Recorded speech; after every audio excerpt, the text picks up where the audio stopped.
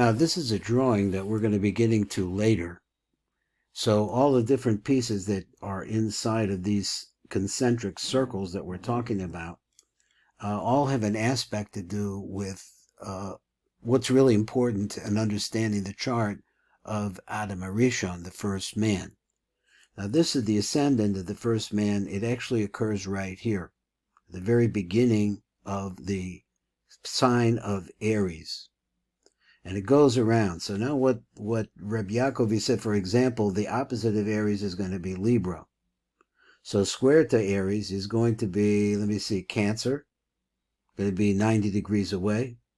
90 degrees away from that is going to be Libra. 90 degrees away from that is going to be Capricorn. All of these are 90 degrees. So I said before there was a way of counting which was 1, 10, 7, and 4, which could give you an idea of how that relates to the original person himself. But if you start counting for the second one, and you start going around counterclockwise, which is this way, and you count 10, you'll be starting at the count of a house of money. So this is the house of Taurus. That's the second house in the chart of Adam Arishon. So without knowing this chart and having an idea of how it works, it's very difficult to understand some aspects in Jewish astrology. So now if you count another 10, that would be 1, 2, 3, 4, 5, 6, 7, 8, 9, 10. You come to Aquarius. So Aquarius is going to be the house of friends. So what Aquarius has to do with friends, well, that's part of the interpretation of the chart. But that would be the house of friends. And then you count another 10. 1, 2, 3, 4, 5, 6, 7, 8, 9, 10. You come to Scorpio. So Scorpio is going to be the house of pregnancy, of family, and like that. Let's see what happens if I count another 10. So 1, 2, 3, 4, 5, 6, 7, 8, 9, 10. I come to Leo. And so Leo, I'm not sure exactly how it works. Let me see. Let me go back here to where we were a minute ago.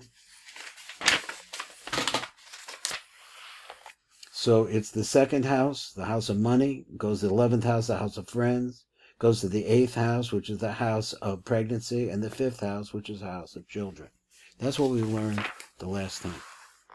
So he would like, so now that we got to that, and we talked about the chart of Adam Arishon, or the first man, that chart begins in Aries. And it's called a cardinal sign. So I don't know if we went through what the different cardinal signs are, but now we're going to go to the next set of signs, which are called the cadent houses, and square the circle with them. So what are the cadent houses? These are the 3rd, 6th, 9th, and 12th houses that are the mutable signs of Gemini, Virgo, Sagittarius, and Pisces. These are people who could change their minds. We have talked a bit about the fact that there are 3 types of qualities to the signs, which could either be cardinal, fixed, and mutable signs. Now, I don't know if we talked about that in this book, but this is something that's known. Any astrology book talks about this. Let us go give an example to what the difference are between these signs. If a person has obstacles in his life, the cardinal way would be to go for it, attack, and defeat those obstacles. This is what the cardinal signs are all about. They're goal-oriented and they get things done. He is goal-oriented, sees an obstacle, and goes to defeat it. That's what he does. Now, that's the way a cardinal sign, to understand a cardinal sign. Now, if you're a cardinal sign, then you'll understand that your basic nature goes like that. A fixed person would try to withstand these obstacles. He would always stand on his 2 feet on the ground. Then the mutable signs runs away. Somebody told me that when he was in Alaska on a job assignment, he suddenly saw bears coming towards him. In Alaska, when bears appear, the most advisable thing to do is just to stand defiantly, saying, I am here, this is my place, and there's nothing for you to do about that. But a mutable sign person, which is the weakest in the group, tends to run away. Usually they don't like to deal with obstacles and tend to run away and turn away. But these things always have to be taken with consideration because there are factors which change things. So now we have to go back to that chart and we'll see if we can find what we're doing. So the 3rd house is the house of knowledge. So this is what we have to know. Each house has different qualities within it. If I'm in my house, or if in my neighbor's house or somebody else, all those houses will have different qualities to them. Each one of the 12 houses has different qualities. It says the third house is the house of knowledge. So how does it work with knowledge? And it still fills itself in the 12th house, which is 10 houses away, which is the house of suffering. Now, why would that be? That's because it's written that knowledge brings suffering. The more a person knows, the more he starts to suffer from everything he knows. Sometimes innocence is bliss.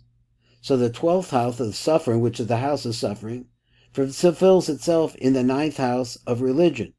So let's go over to the chart once again of Adam Arishon. Here it is, back again, popped up again. And let's say his first house, which is said once again, is Aries. His second house is Taurus. There it is.